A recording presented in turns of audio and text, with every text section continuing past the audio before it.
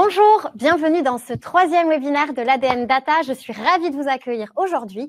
L'ADN Data, c'est la plateforme de prospection adossée aux médias l'ADN qui permet aux agences de développer leur business. Si vous ne le savez pas encore, l'ADN Data vous permet un accès direct aux 20 000 premiers annonceurs français. Moi, je m'appelle Marine, je suis la directrice communication et des partenariats de l'ADN Data et j'ai le grand plaisir d'animer cette conversation autour des modèles d'agence, des modèles économiques d'agence qui ont pris des chemins de traverse pour s'imposer sur le marché. Durant l'heure que nous allons passer ensemble, il y aura 2 temps. 2 conversations avec des invités que je vous présente tout de suite et ensuite vous aurez la possibilité de leur adresser des questions-réponses. Nos invités, parlons-en. D'abord, 2 outsiders, 2 personnes qui, avant d'être directeurs d'agence, sont surtout des entrepreneurs. Aurore Abekassi, CEO de Acme Paris, ce qu'elle aime appeler plutôt un cabinet de conseil en événementiel. Et Mathieu Petrella, le cofondateur d'Adsteroid, l'agence d'acquisition impulsée par Meta. Avec eux, on verra comment des entrepreneurs, plus que des directeurs d'agence, plus que des pubards, ont réussi à s'imposer sur ce marché hautement concurrentiel en développant des modèles d'acquisition et des modèles commerciaux différents. Ensuite, nous aurons le grand plaisir d'accueillir à la fois Alexandre Castin, le directeur de l'agence multiprimée Sweetpunk, et Adrien de Blanzy, directeur de notre groupe, président de notre groupe, l'ADN, qui tous les deux, en fait, ont des agences qui ont rejoint des petits groupes indépendants pour se développer, pour se déployer. Voici la conversation, c'est parti. Bonjour Mathieu, bonjour Aurore. Salut Marine. Bonjour Marine. Aurore, on démarre avec toi si tu veux bien. Allez. Alors Aurore, je l'ai dit, tu n'es pas une communicante au départ. Si je ne dis pas de bêtises, tu as passé plusieurs années dans un cabinet de conseil avant de faire une pause, d'avoir un temps de réflexion et finalement de choisir l'entrepreneuriat, donc d'avoir cette fibre entrepreneuriale. Alors comment tu es allée sur l'événementiel? Comment tu t'es dit, OK, dans ce secteur-là, je sens qu'il y a une opportunité de marché, j'ai envie de me lancer? Raconte-nous. Alors, c'est une bonne question parce que je me pose encore la question de l'opportunité de marché en événementiel qui n'est pas évident. En fait, j'étais en conseil en strat et je me suis dit, j'ai une passion, c'est celle de vivre des expériences et l'émotion, en fait, le live. Et du coup, je me suis dit, je vais faire un mix des deux, le conseil en événementiel pour justement faire vivre des expériences incroyables autour des marques. D'accord. En 2 mots, j'ai pris des cafés pendant 3 mois avec 3 personnes par jour pour essayer de décanter et de comprendre au fond ce qui m'animait parce que c'était pas simple.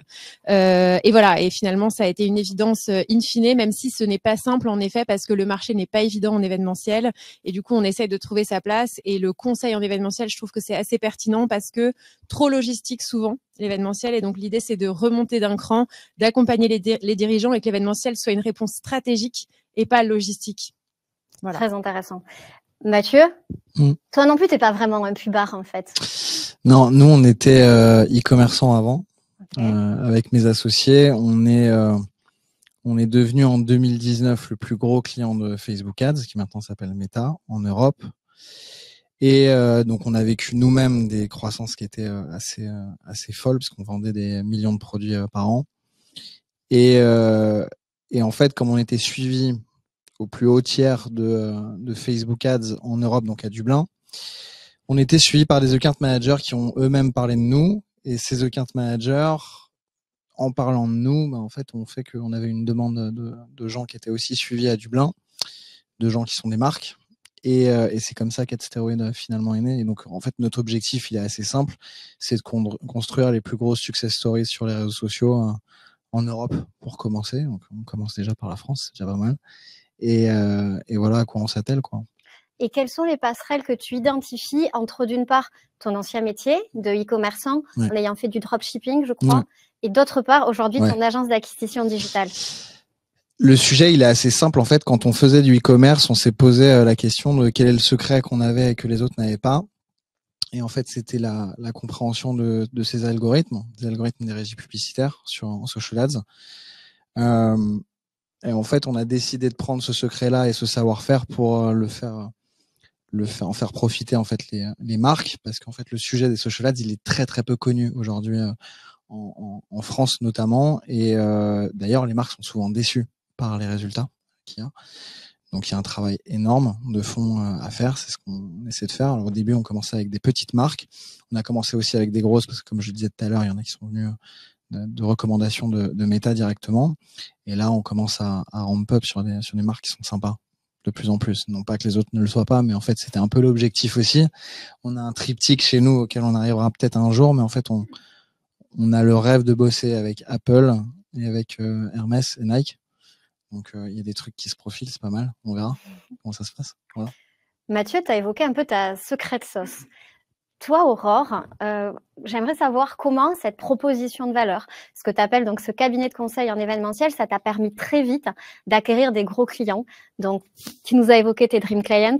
Toi, Aurore, tu as eu aussi en 3 ans d'agence de très beaux projets. Je pense à Blablacar, je pense à Dior, je pense à Facebook, je pense à un village récent de Noël que tu as monté qui était super. Finalement, en quoi ce cabinet de conseil en événementiel, quelque chose qu'on entend assez peu, t'a permis d'être très différenciant très rapidement sur le marché. C'est ça ta secret sauce? Toujours pareil, on essaye de l'alimenter et de l'ajourner tous les jours, cette secret sauce, parce que l'idée, c'est toujours d'avoir un temps d'avance. Donc ça, c'est l'enjeu. Je pense qu'effectivement, on a les mêmes Dream Clients et on a la chance, en effet, de travailler avec beaucoup de maisons d'LVMH, des leaders de la tech comme Google, qu'on vient de gagner contre des agences qui étaient là depuis 10 ans, et des institutionnels comme l'ONU, l'UNICEF. Et c'est vrai qu'on se demande toujours qu'est-ce qui a fait qu'on gagne et qu'est-ce qui a fait que parfois on perd. Et en fait, je pense que c'est justement ce côté avant-gardiste où on doit avoir ce temps d'avance justement pour être auprès des dirigeants. Je pense qu'on parle le langage des dirigeants parce qu'on vient du conseil, on a beaucoup de consultants chez nous et je pense que ça nous différencie beaucoup. Et le deuxième élément, c'est qu'on a cet avant-gardisme, cette curation très puissante. On a des directeurs artistiques très forts qui vont à chaque fois faire de la curation auprès des meilleurs artistes, des meilleurs chefs, des meilleurs architectes, des meilleurs designers. Et donc, on va toujours faire des propositions très conceptuelles, mais aussi très concrètes. Donc, il y a le côté dirigeant, concept très puissant et concrétisation avec la curation qui fait que vous pouvez mettre en œuvre même sans nous. Merci beaucoup pour cette première conversation. Aurore nous a parlé tout à l'heure de défragmentation et de structuration du marché. Transition toute trouvée, pardon. Pour cette seconde conversation, j'ai le plaisir d'accueillir Alexandre Castin, dont je voulais présenter en introduction. C'est le directeur de l'agence multiprimée Sweetpunk qui a rejoint le groupe Extend. Et aussi, bien sûr, celui qui nous accueille aujourd'hui, Adrien Deblanzy, le CEO du groupe l'ADN. Alors, bonjour Alexandre. Bonjour. Je vais commencer. Bonjour Marine. Bonjour Adrien. Je vais commencer avec toi Alexandre, si tu veux bien. Ouais. Lorsque tu m'as raconté un peu l'histoire de l'agence, tu m'as dit que lorsque tu l'as créée il y a 12 ans, tu avais vraiment fait de la relation avec le client, de la proximité avec les marques, ton argument de différenciation.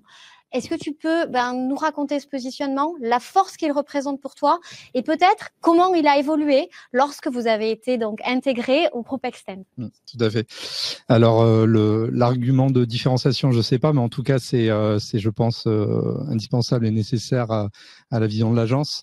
Quand on a créé l'agence, on était encore à l'époque où il y avait le monde du digital, des agences digitales, de la production. C'est un monde duquel on vient avec mon associé. Et puis, il y avait les agences de pub plus classiques, à l'ancienne, si je peux dire. Hein. Mais nous, on a tout de suite eu envie de créer une structure où on mêlait le meilleur des deux mondes, c'est-à-dire une vision sur l'accompagnement de marque, la création, la stratégie en création et la capacité à produire et à faire des réalisations dans le digital ou dans la production vidéo de très grande qualité.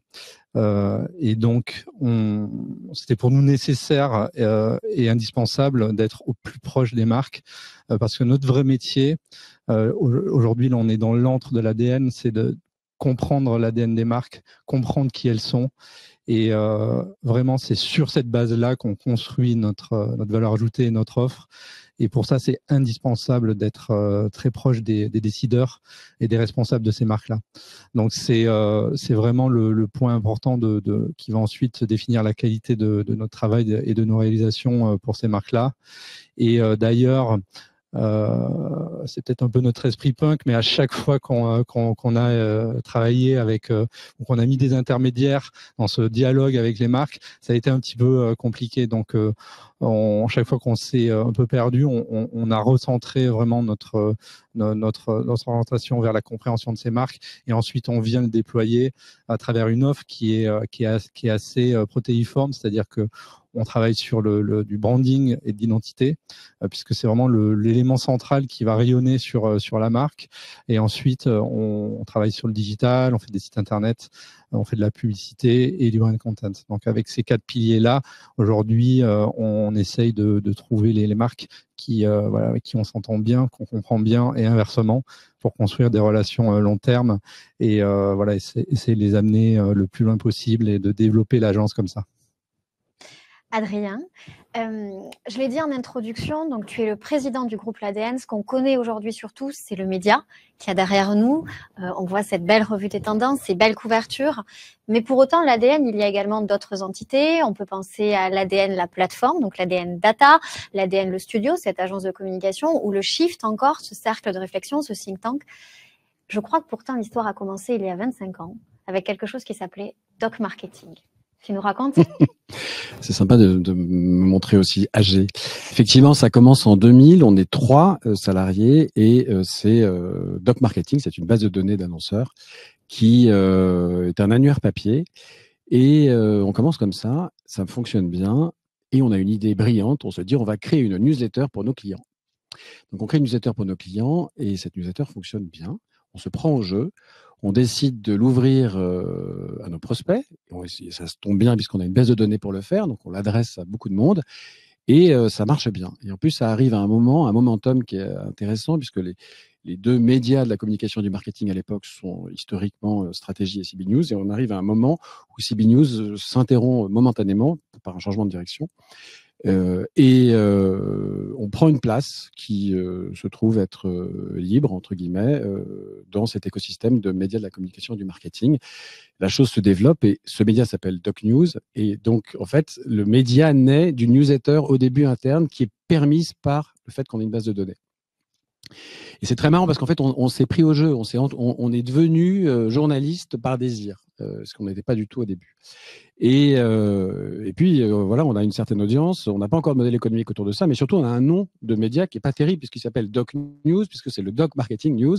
Donc, on se dit, il va falloir assumer pleinement notre nouveau métier de média et on change de nom en 2014 et on devient l'ADN. Et au passage, comme on a un vrai désir de média, on lance un magazine papier, qui est donc la revue trimestrielle.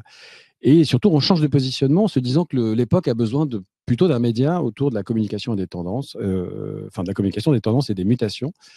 Et ça part comme ça. Et se pose assez vite la question du modèle économique. Et il se trouve qu'en 2015, un peu par hasard, on gagne le média de marque de Castorama qui s'appelle 18h39, qui est notre premier client et avec lequel on travaille toujours aujourd'hui. Donc, ça fait 10 ans cette année qu'on fait ce média. Et c'est le début de ce nouveau modèle économique, la création de l'agence qui s'appelle l'ADN Studio. Et comme ça, de fil en aiguille, de nouveaux clients sont signés et on crée ce second modèle économique. Et surtout, on assume pleinement le fait de devenir éditeur de médias. Et puis, naît un 4e métier qui naît d'une frustration. En fait, c'est assez marrant parce que tous nos métiers sont nés naturellement et sont nés de façon assez organique. On est un peu frustré parce qu'on passe notre temps à interviewer des gens géniaux, parce que de par la nature de la ligne éditoriale de l'ADN, on passe notre temps à rencontrer des gens qui sont artistes, institutions, grosses boîtes, activistes, gens de la finance, etc. Et une fois que l'interview est passée, on perd relation avec ces gens. Donc on les voit partir et on se dit c'est dommage, ils sont chouettes, on a envie de garder relation avec eux et ils sont aussi source d'inspiration pour nous.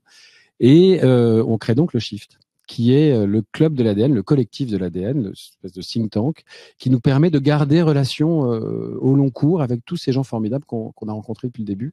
Et ça se traduit à travers des événements, des dîners, et se crée à travers ça un nouveau modèle économique.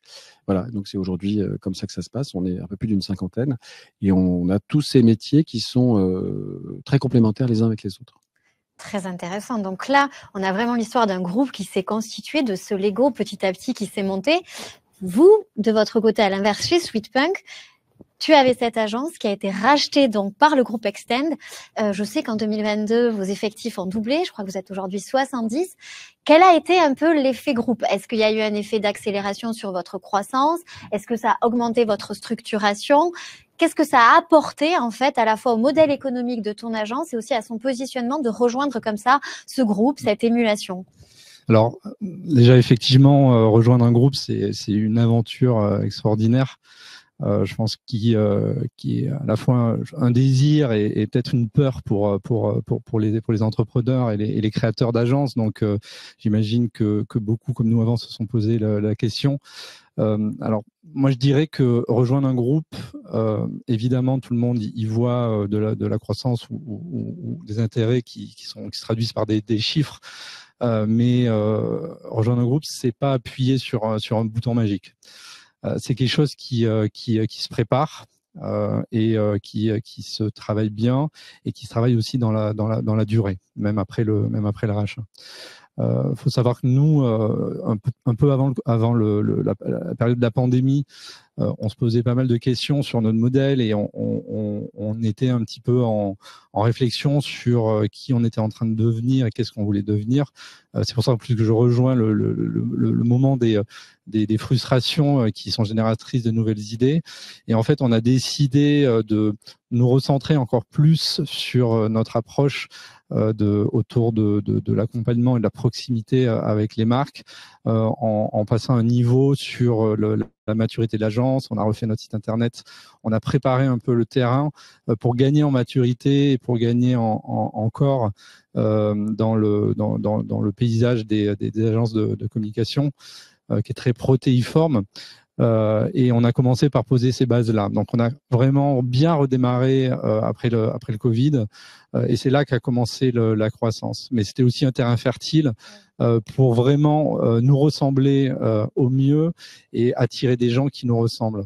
Et en fait, c'est cette réflexion de rejoindre un groupe, elle avait commencé quelques mois avant, mais finalement, en rencontrant les bonnes personnes, on a fait finalement que très peu de recherches, puisqu'on a rencontré Franck Adouche, qui est le CEO d'Extend Group, et pour tout vous dire, c'était la première personne qu'on a rencontrée, et la personne qui nous a permis de nous rejoindre a compris l'ADN du groupe, a compris qu'il était SweetPunk parce qu'on discutait avec lui depuis quelques mois, et m'a dit bon Alexandre, je sais que là vous êtes en croissance, vous vous sentez bien, vous êtes bien reparti, tout va bien, vous n'êtes pas pressé, mais vous devriez rencontrer Franck. Et en fait, la magie a opéré, on s'est tout de suite entendu. Au bout du deuxième rendez-vous avec mon associé Stéphane, on savait qu'on allait aller au bout. Donc, il y a vraiment ce point commun qui est... alors, Extend, dans le nom, il y a l'extension, c'est l'extension des clients. C'est vraiment la vision du groupe d'être non pas un prestataire d'un service, mais d'être l'extension de tout ce qui peut arriver dans les services marketing et communication d'une marque, tous les besoins. Et cette extension-là, finalement, on l'a retrouvée, nous, dans notre façon de voir les choses, parce que, pareil, chez SweetPunk, on fait beaucoup de choses et on construit autour de la marque.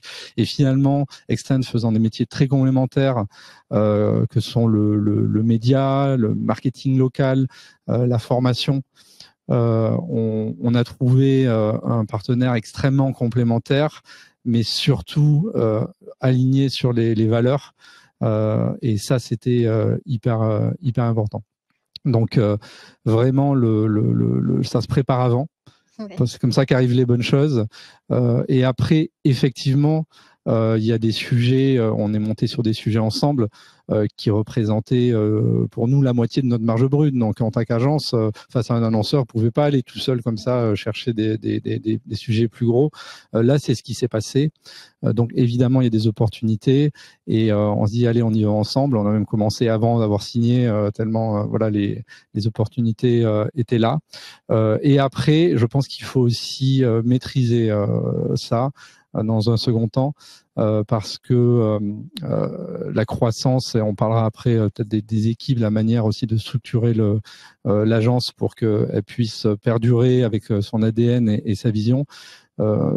C'est important de ne pas aller trop vite et justement de maîtriser les synergies, de maîtriser la manière dont on fonctionne ensemble. Parce que comme je vous le disais, SweetPunk a besoin d'être en contact direct avec ses clients. Donc c'est toujours un vrai défi de tout aligner pour le bien du client. Donc ça se travaille après et c'est la phase dans laquelle on est puisque ça fait maintenant 2 ans qu'on a rejoint le groupe et il y a encore beaucoup de choses à faire, beaucoup de travail pour générer du positif pour le groupe. Je comprends. De ce que tu dis, il y a des choses qui ressortent. Il y a l'identité, la cohérence des valeurs, la force aussi des images de marque. Adrien, je voudrais te demander, le studio a rapidement eu de très beaux projets, qu'il s'agisse de conférences, d'études ou bien sûr de marques. Comment la marque que tu avais créée sur l'ADN, la force de cette image de marque-là, la puissance de ce réseau-là aussi, a permis de nourrir aussi ton studio? En quelle manière ça a été une stratégie d'acquisition? Et plus largement, quelles sont peut-être les passerelles business qui existent et qui sont pour toi des opportunités au sein du groupe qu'aujourd'hui tu présides? Alors, il n'y a pas eu de stratégie à proprement parler, mais il se trouve qu'effectivement ça marche. Le fait d'émettre chaque jour un message, un média c'est une love brand. Donc en fait, tous les jours, on émet un message à 200 000 personnes quand même, dont beaucoup sont nos prospects.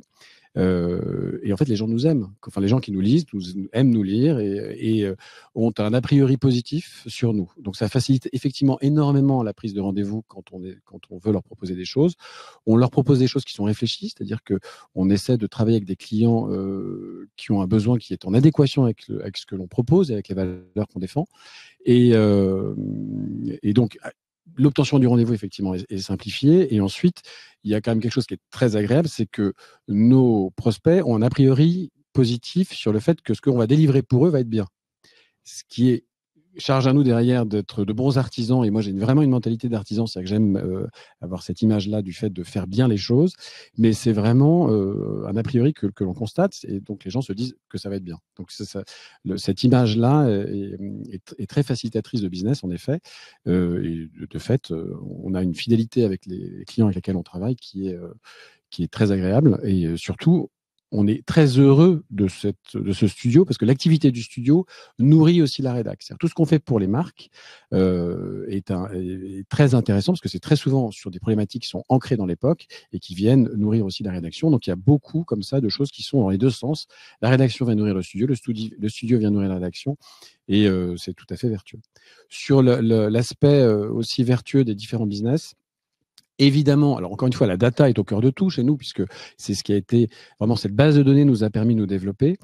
Et le média est une vitrine formidable pour la base de données. Le média est une vitrine formidable pour l'agence. Et la base de données sert aussi le média puisqu'elle lui permet de délivrer, de savoir à qui on s'adresse. Je veux dire, ça nous permet de développer le nombre de personnes qui reçoivent la newsletter et ça nous permet d'avoir une information claire sur qui nous lit, ce qui est extrêmement précieux quand on veut développer l'activité, puisque évidemment, on s'adresse plutôt à des gens qui nous lisent, qui cliquent sur nos newsletters et qui ont une appétence pour ce qu'on leur propose. Très clair. Adrien, vous êtes installé à Paris, le groupe est installé à Paris, rue Chapon, dans un très bel endroit. Je crois que récemment, vous avez de votre côté chez Sweetpunk mis une antenne à Montpellier. Alors, ma question sur cette antenne, et non pas parce que je suis sudiste et chauvine au dernier degré, mais simplement ce que je souhaite savoir, c'est est-ce que ça fait partie vraiment de votre stratégie d'acquisition, mais à la fois client et aussi recrutement des talents? Est-ce que finalement, on a besoin d'avoir dans des agences, dans ces groupes, des gens qui ne sont pas de Paris? Alors, évidemment, tous les talents ne sont pas nés à Paris, même s'il y en a plein. Moi-même, je suis du Sud-Ouest, donc voilà. Et moi aussi, je suis du Sud. Eh ben voilà. Donc, on est bien. Mais bon, en fait, c'est pas du tout une stratégie d'acquisition de talents ou de clients. Surtout aujourd'hui, avec les modes de fonctionnement, la visio, les clients peuvent être où vous voulez, les équipes où vous voulez. Il y aura pas de souci a priori. Au pire, on prend un petit billet de train et tout va bien. Donc, en fait, c'est une histoire vraiment de talent. C'est une histoire de talent et de vision de marque, de vision d'agence, être capable d'amener des talents à avoir envie de nous rejoindre et avoir envie de rester et de développer cette agence-là. Mathieu tout à l'heure parlait de soft skills. En fait, Yann qui a monté l'agence à Montpellier était un de nos premiers employés. c'est quelqu'un à un moment donné qui avait envie de repartir dans le sud pour des raisons personnelles. Et je pense qu'aussi à un moment donné, il se cherchait parce que c'est vraiment quelqu'un qui a des vrais soft skills, une vision créa très 360, mais qui se demandait est-ce que je suis un bon designer, est-ce que je suis un bon concepteur, et peut-être qu'il se cherchait aussi comme ça. Et en fait, quand il est parti en disant je vais peut-être devoir trouver un job à Montpellier, peut-être dans une autre agence locale, on lui a dit non, en fait tu vas monter Sweetpunk à Montpellier, et il est parti tout seul.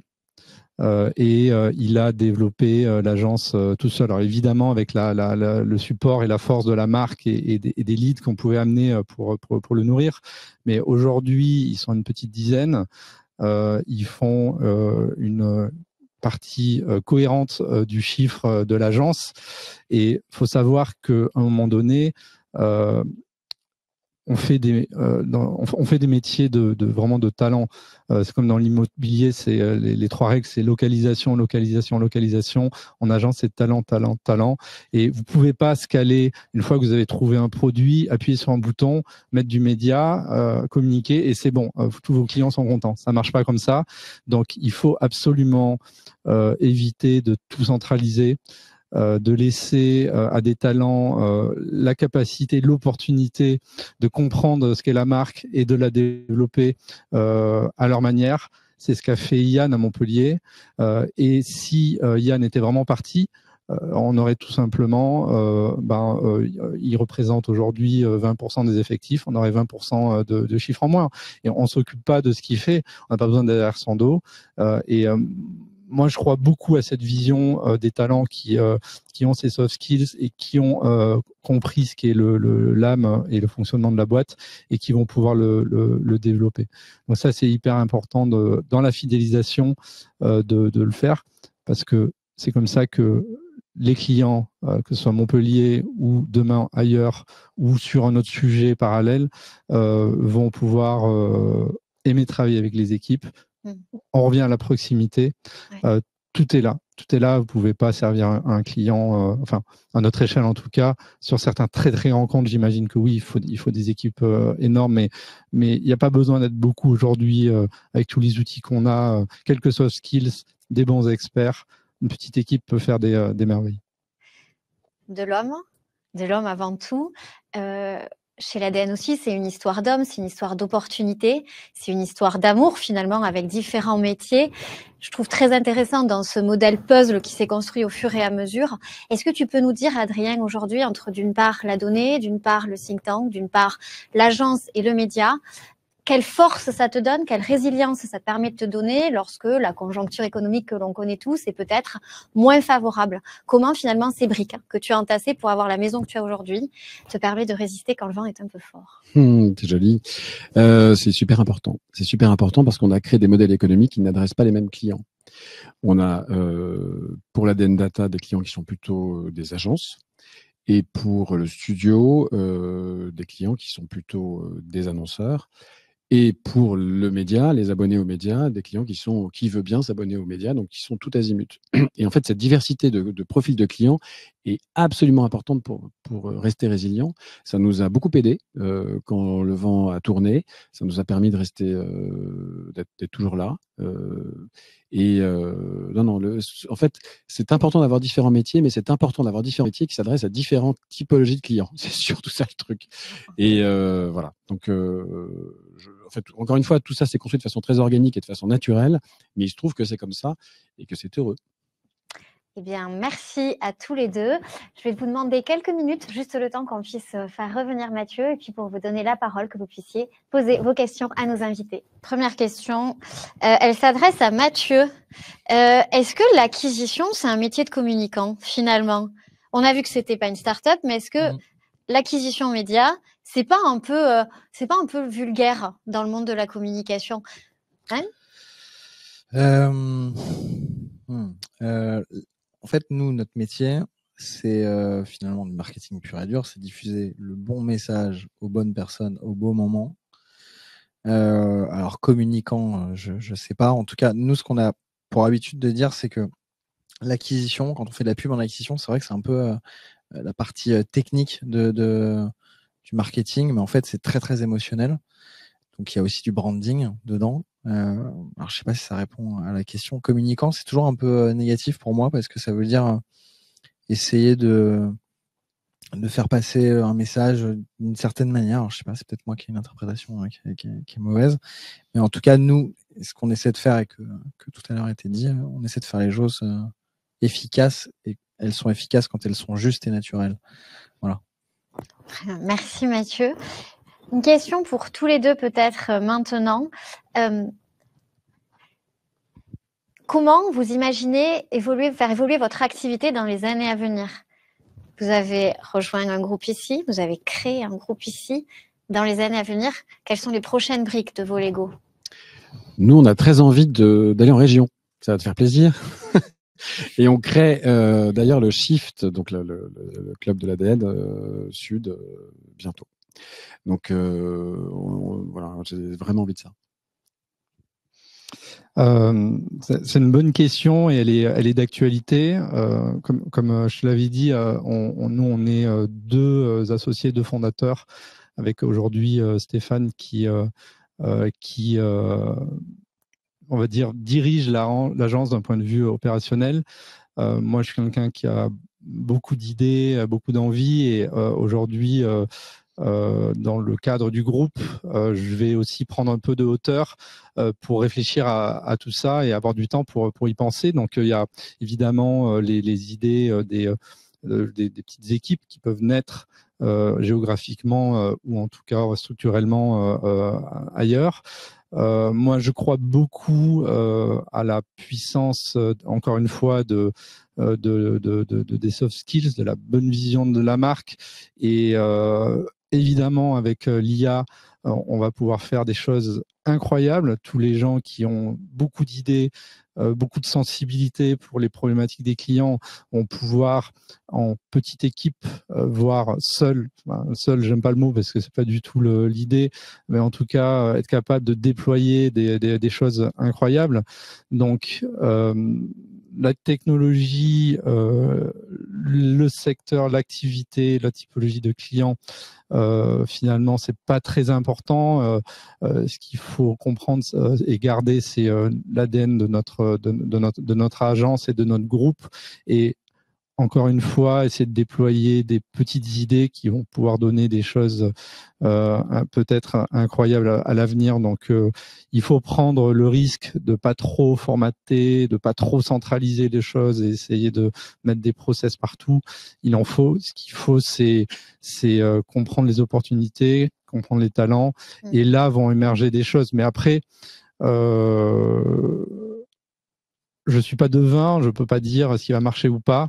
En tout cas, le potentiel de croissance pour les agences qui comprennent les marques est très puissant. Et encore une fois, Mathieu parlait de performance.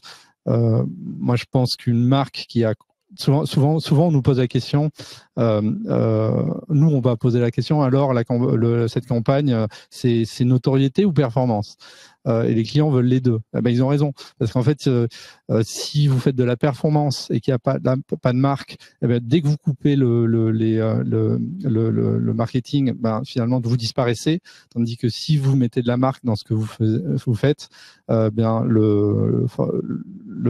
longue traîne et va être beaucoup plus puissante dans l'efficacité. Donc, je pense qu'il faut continuer à développer des choses transversales, et il faut des talents, il faut des gens intelligents qui vont pouvoir réfléchir à 360, et les outils qui arrivent là vont nous permettre de faire tout ça. Super, ça rejoint ma prochaine question. Donc, vous parlez talent, vous parlez recrutement.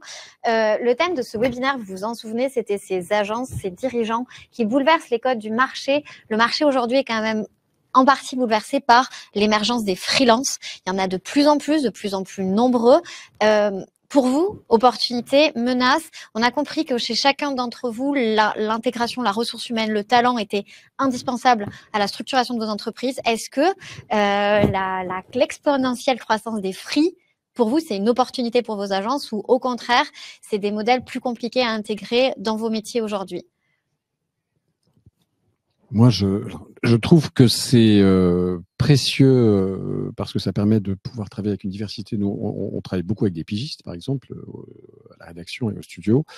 En revanche, le bémol qu'on peut y trouver, c'est la culture d'entreprise. C'est comment est-ce qu'on arrive à faire en sorte d'avoir... c'est difficile hein, quand on travaille avec des freelances d'avoir ça. Et donc, il y a évidemment moi, j'ai toujours une culture d'intégrer les gens de façon permanente. C'est très bien en termes de culture d'entreprise, c'est très coûteux. Donc, voilà, je dirais que ça dépend beaucoup des conjonctures dans lesquelles nous sommes. Et en fait, pour avoir cette culture d'entreprise, il faut avoir vraiment une relation au long cours et extrêmement régulière avec les freelances avec lesquels on travaille. Je pourrais ajouter quelque chose. Tout simplement, ce qu'on remarque et ce qui se passe, c'est que les mondes deviennent poreux entre l'entreprise et le freelance. Aujourd'hui, nos employés sont en flex office, c'est-à-dire qu'ils peuvent décider de travailler de chez eux ou à l'agence comme ils veulent et ça change absolument rien du moment où il y a cette culture d'entreprise et cette volonté d'avancer dans le même sens. Les freelances viennent à l'agence, pareil. Donc il y a vraiment parfois les pistes qui se brouillent un peu. On a des freelances qui travaillent historiquement avec nous et qui sont comme partie de l'agence. Il y a des gens avec qui ça matche pas parce qu'ils viennent et en fait, voilà, on s'entend pas sur la culture et ils repartent. Donc la culture de l'entreprise, elle est essentielle. C'est le pilier de la marque. Après, je pense que ça va encore bouger et encore plus dans ce sens-là, où voilà, il faut surtout pas revenir en arrière et il faut voir le monde comme il est et on va pas aller à contresens. Mathieu, je sais que, vraiment tu aimes les freelances. La culture, c'est ce qu'on a de plus précieux, selon moi, parce que c'est ce qui fait que les gens partagent quelque chose et ont une cause commune et avancent dans le même sens. Une équipe, pour moi, elle s'entraîne aussi ensemble. Et une équipe, ça veut dire quoi? Ça veut dire des gens qui partagent les mêmes croyances. Donc, freelance, il n'y en a pas. On bosse pas avec des freelances. Et télétravail, alors, sur certaines fonctions, qui sont des fonctions support, oui. Pour ceux qui sont aujourd'hui le cœur de notre business, à savoir l'équipe opérationnelle, c'est no way. Pas possible parce qu'encore une fois, ils doivent pouvoir échanger ensemble tous les jours parce qu'il y a une culture de l'oral qui est importante chez nous, même s'il y a des process, même s'il y a des choses qui sont écrites. L'échange est hyper important. Et donc, du coup, je suis un peu... on est un peu... surtout moi, on va pas se mentir. Mais sur ça, je suis un peu intransigeant parce que je pense qu'il n'y a que comme ça qu'on arrive à avoir des résultats qui sont très forts. Et pour l'instant, ça fonctionne. Donc après, on verra. On a des boîtes qui sont, je pense, de pas la même taille. On est plus petit que mes deux compères qui sont à côté. Donc voilà, pour l'instant, c'est ça. On verra sur la suite. Mais ouais, la culture, c'est quelque chose qui doit se poser dès le début et qui met du temps. Surtout au début. Ouais, c'est trop important et on est dans la phase de consolidation chez nous sur laquelle on met des choses vraiment en place. Je te rejoins complètement sur le fait qu'on ait besoin de prendre du temps et c'est ce qui va faire la scalabilité. Moi, j'y crois pas trop, mais c'est en tout cas la croissance parce qu'on sera jamais à 10 000 personnes chez nous. Est-ce que c'est d'ailleurs ce qu'on a envie de faire? Je suis pas sûr, mais voilà, bon, c'est une réponse un peu... un peu large. Et ma dernière question va permettre d'introduire la thématique du prochain webinaire. Vous le savez maintenant, c'est un rendez-vous chez l'ADN Data. Comment les engagements environnementaux, les engagements féministes ont bouleversé vos métiers? Ça sera la prochaine thématique, mais j'aimerais quand même, messieurs, puisque vous êtes là, vous entendre et que vous puissiez dire un mot sur ces sujets-là, puisque c'est vrai que vous avez quand même des profils et des métiers différents. Comment, en fait, l'évolution de ces problématiques sociétales ont bouleversé ce que vous faites quotidiennement, s'il vous plaît? Par le renoncement. Nous, on ne travaille pas avec certains clients. Par un engagement aussi, puisque au-delà du fait d'être média, on est également acteur d'un certain nombre de choses, notamment par le biais des livres qu'on publie sur le sujet de la transition écologique. D'ailleurs, on vient de publier hier un livre qui est le premier bouquin qui chiffre l'adaptation de la France au changement climatique à l'horizon 2050. Donc, on essaie d'être à la fois un média, mais aussi d'apporter notre pierre à l'édifice via la publication de livres. Voilà. Alors, moi, je trouve que c'est un sujet passionnant, mais qui est tellement énorme qu'on ne sait pas forcément par où le traiter. Je vais parler plutôt de surconsommation, peut-être pour prendre cet exemple-là. Moi, il y a un homme que j'adore, qui est vraiment quelqu'un d'incroyable, qui s'appelle Matthieu Ricard, un moine bouddhiste, vous connaissez. Et dans la philosophie bouddhiste, vous savez, on dit souvent que tout est interconnecté. Il n'y a pas une cause, une raison, c'est tous ensemble, c'est tous ensemble ou rien. On est tous interconnectés. Et pourtant, malgré ça, il fait un petit impair à chaque fois qu'il parle de marketing et de publicité, où il est très tranchant là-dessus. Et finalement, voilà, on voit la version qu'il y a peut-être pour ces métiers. Et c'est vrai que moi j'ai envie de me dire, ok, du coup, très bien. Donc tous les annonceurs font moins de pubs, vendent moins. Qu'est-ce qui va se passer derrière? Ok, on coupe tout, on vend moins, mais derrière il y a tout un système. C'est quoi? Après on licencie. Donc on peut pas juste penser de manière binaire. On est obligé d'accompagner tous les annonceurs dans leur volonté de transformation, que ça soit des pétroliers ou des associations. Nous, on a des clients très variés. Donc, on ne fait que suivre et amplifier une tendance qui est nécessaire dans nos métiers. Je pense que pour l'image, on peut dire oui, effectivement, non à ci, non à ça, et on peut le croire. Mais si on veut accompagner le monde, il faut faire face à vraiment l'envie, même de ceux qui ont peut-être été moins ou plus la cible de critiques par le passé, les aider à se transformer sur ce qu'on peut leur apporter. Nous, c'est un sujet complexe déjà parce que on est une boîte qui a uniquement 4 ans, donc on reste quand même focus sur des objectifs en particulier de croissance, de pérennité dans le temps. On n'a pas... alors, on fait des choix. Il y a des marques avec lesquelles on ne travaille pas. On l'a déjà fait par le passé. Stéroïde, aujourd'hui, très honnêtement, n'est pas engagé plus que ça, si ce n'est sur ses choix et les choix avec les boîtes avec lesquelles elle travaille. C'est un sujet qui est extrêmement vaste, c'est un sujet de fond. Je pense que c'est plus qu'un sujet qui touche les sociétés. Il touche d'abord les hommes, donc il touche les nouvelles générations. Nous, on le voit parce que c'est vrai qu'on a des gens chez nous qui sont jeunes et qui pensent différemment. Donc, bon, vecteur, oui. Aujourd'hui, on a une rationalité à avoir qui est que chez Stéroïde, c'est pas encore le sujet, mais ça arrivera sur des sujets bicorp ou des éléments comme celui-là. Mais c'est vrai qu'on va pas mentir, c'est pas notre temporalité aujourd'hui. Je pense que je dirais pas que c'est un problème de riche, absolument pas. On essaie juste pour l'instant à notre petite échelle de faire les choses justes et bien. Voilà. Le mot de la fin, faire les choses justes et bien. Ouais, je pense que c'est important. Super. Merci beaucoup, messieurs, pour votre temps. Merci beaucoup. Merci. Et bien, rendez-vous pour le prochain webinaire sur les engagements donc dans le monde de la com.